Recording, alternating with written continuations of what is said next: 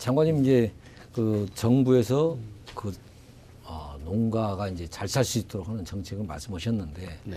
이제 지금 사실상 이제 올해는 좀 그게 못 봤습니다. 솔직히 농가 부채 탕감 항상 매년 이때쯤 되면 국회 앞에서 항상 그랬는데 네. 부채 그러려면은 이제 농촌은 경쟁력이 필요한데 네. 농업과 농촌이 경쟁력이 커져야만이 있어야만이 소득이 늘어날 텐데 거기에 대한 정부 대책이 있습니까? 그래서 이 뭐 지역별로 좀 저는 주산지 같은 걸 만들어서 지역별로 네. 뭐 어느 지역마다 그 지역에 아주 특화된 농산물이 있지 않습니까? 그래서 들역별 경영체도 하고 이렇게 해서 이 농업 경영으로부터 좀 더 효율적으로 해서 비용을 절감하고 수익을 더 내는 것 절차적으로 이게 필요할 것 같고 그 다음에는 이렇게 이 생산된 농산물을 그것을 가공을 하고 그걸 또 유통을 하고 뭐 수출입을 하고 또 관광이나 이런 다른 2, 3차 산업하고 연관을 하는 소위 이 6차 산업이라고 그러는데요. 그래서 농업의 어떤 부가가치를 높이는 관련 분야를 융복합해 가지고 부가가치를 높이는 이런 쪽을 좀 더 강화를 해서 농업 소득 외에 농업 이외의 수입 이것도 좀 더 많이 늘어야 되겠다. 그리고 최근에 뭐 이제 기초연금이니 뭐 등등 여러 가지 복지 정책들 직접 지불 이런 부분들 좀 많이 느리지 않습니까? 예. 우리가 당장 오늘도 국회에서 뭐 여러 가지 논의 중이긴 합니다만 어쨌든 고정직불금을 늘리고 고정직불금 늘리고 밭농사 하는 데에도 이제 직불금을 좀 주겠다 이런 얘기를 하고 또 논에도 겨울에 뭘 심으면은 논에 대한 이모작에도 직불금을 하겠다. 그래서 이 정부가 이렇게 이전 수익이라고 그러죠. 이렇게 지원하는 직접 지불 보조금 이런 부분의 비중도 막 왕창 이렇게 늘릴 수는 없다 하더라도 조금씩 이렇게 늘려가 가지고 그래서 농가 소득을 좀 안정감 있게 뭐 소득 보전하겠다. 이제 농축식품부에서 이제 많은 신경을 쓰고 있는 걸로 알고 있는데 그 우리의 농촌이 사실 고령화되어 있지 않습니까? 그렇습니다. 그리고 지금의 고령 영세 농민들이 우리 사회의 기초를 다졌던 분들이고. 그러시죠. 근데 이제 최근에 뭐 귀농도 있고 그렇지만은 아직까지는 그래도 고령 영세 농가가 많은 걸로 알고 있는데 거기에 대한 특별한 지원 대책 같은 것이 있어요. 지금 현재 우리가 거기 이제 현재 가지고 있는 것은 농지연금 제도라든지 그래서 농지를 담보로 해가지고 일정한 그러니까 매월 일정한 금액을 안정적으로 소득을 이렇게 보장하는 이런 건데요.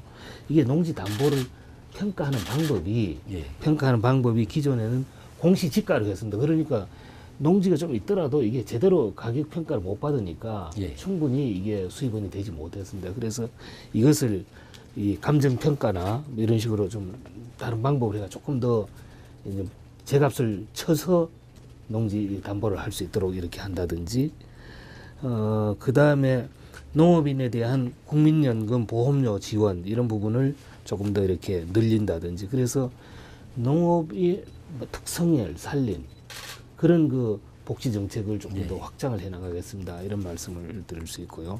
그리고 조금 전에 이제 말씀드린 대로 실제로 그런 농촌 주민들의 주거 환경, 생활 환경 뭐 이런 뭐 삶의 질 이런 차원에서 공동홈을 만든다든지 뭐 이제 장날 목욕탕을 만든다든지 이런 소위 기본적인 기초 서비스 공급 이런 것을 정부가 좀 더 관여해서 좀 더 확대를 해 나가겠다 이런 생각들을 가지고 있습니다. 아마도 기초연금 제도라든지 이런 것들이 좀 확충이 되면은 그게 내년 7월이면 확정이 될 건데 그래 되면은 넉넉하지는 않지만 굉장히 큰 도움이 될 거다 이런 생각이 들고 그 밖에도 지금 그 우리가 가사도우미 뭐 이렇게 해가지고 노약자들 아주 연세 드신 분들이 아니면 어디 편찮으신 분들 이런 분들을 위해서 그 1년에 한 보름이면 보름 정도씩 정부에서 그러니까 일손 돕기, 가사도우미 이런 부분의 지원들도 하고 있다. 그런 부분은 조금씩 확대해 나가도록. 저는 이제 농축식품부에서 6차 산업을 한다는 얘기를 듣고 그게 처음에는 무슨 말씀인가 도대체 6차 산업 그랬더니 1차 산업 더하기 2차 산업 더하기 3차 산업이 6차 산업이고 1차 산업 곱하기 2차 산업 곱하기 3차 산업이 또 6차 산업이더라고요. 그 얘기를 듣고 생각해 보니까 생산서, 가공, 유통까지를 다 하는 게 6차 산업이다. 그렇게 저는 이해를 했습니다. 예. 그러면 우리 장관님께서 6차 산업을 계속 지금 주장하시고 밀고 가고 계시는데 6차 산업이 우리의 미래가 될 수 있나요? 근데 이렇게 봐야 될 것 같습니다. 그게 뭐 6차, 몇 차 이렇게 하니까 참 이제 너무 말장난하는 거 아니냐, 막연하다 이렇게 얘기는 하는 사람들도 있는데요. 우리나라는 농경지가 굉장히 작습니다. 그렇죠. 예. 작기 때문에 그리고 지금은 농사 지을 사람도 별로 없습니다. 고령화돼 있고 그래서 미국이라든지 호주나 뭐 프랑스 이런 큰 나라에 비해서 우리나라가 농업이 나갈 길은 토지라든지 노동력에 의존해서는 안 된단 말이죠. 예. 토지 의존적이고 노동력 의존 이런 식이 안 되고 오히려 우리는 기술이라든지 자본 여기에 의존할 수밖에 없어요. 농지가 작으니까. 그렇죠. 그냥 예를 들면 단순 채취해 가지고 이걸 가지고 예를 들면 뭐 유자라고 칩시다. 유자 예. 아니면 뭐 복분자 그거 생과 가지고는 다른 나라하고 비교할 수가 없다. 그런 그걸로 가지고 유자차도 만들고 네. 또 무슨 뭐 복분자 술도 만들고 이렇게 고부가 가치 상품을 만들었을 때 이게 경쟁이 될 수 있다고 봅니다. 예. 그래서 기본적으로 6차 산업이라는 얘기는 가공과 유통 그다음에 그 밖에도 뭐 그 지역이 가지고 있는 온갖 종류의 자원들을 다 융복합을 해가지고 예. 차별적인 산업 그래서 좀 더 이 부가가치를 높이는 그런 하나의 그 키워드 방향성 이런 이야기고요.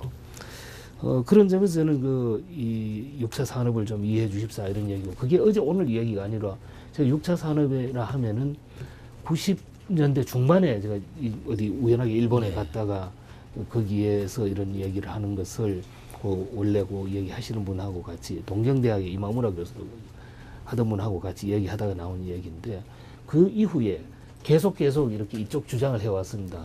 우리 김성우 기자 잘 아시지만은 뭐 술이라든지 인삼이니 한약재니 뭐 등등등등 그 사이에 제가 지난 뭐 한 20년 연구를 쭉 해왔었는데 그것 하나하나가 다 모여서 오늘날 지금 새 정부에서 말하는 생산과 가공 뭐 이렇게 관광까지도 다 융복합한 종합 산업을 만들자.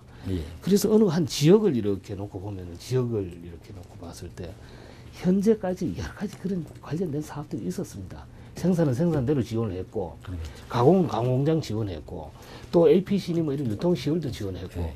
그래서 저는 그 지역 단위에서 이런 것들 한번 묶어 있는 것들, 이 밸류 체인을 한번 보면은 개중에 좀 빠진 데도 있고, 좀 어떤 좀 취약한 데도 있고, 어떤 부분은 좀 규제가 심한 부분도 있고, 이것을 하나의 산업지구로 묶어가지고 종합적으로 한번 재점검해서, 그러니까 추가로 많은 돈을 넣는 것이 아니라 기존에 들어가 있는 사업들의 연관성, 그걸 통해 가지고 이 밸류 체인에 이 빠진 누락된 부분을 보완을 해서 지역 전체로서 지역 경제를 활성화하고 일자리도 만들자. 그런 구상인데 우리 저 국장님께서 아니, 도와주시죠. 저는 굉장히 좋게 받아들였습니다. 네. 그래서 그것을 무슨 개수를 뭐 1000개를 한다, 10,000개를 한다 이런 개수 그 자체보다도 적어도 지역이 가지고 있는 자원을 총동원해 가지고 우리가 1, 2, 3 더 한다는 것은 과거 우리가 초등학교 때 배울 때는 1차 산업, 2차 산업, 3차 산업 있었지 않습니까? 그게 세상의 모든 산업 다 1, 2, 3에 포함하는데 그걸 다 더한다는 것은 가능한 자원을, 역량을 총 결집을 해가지고 지역 활성화, 지역 경제 활성화하자 이런 뜻으로도 이해가 가능합니다.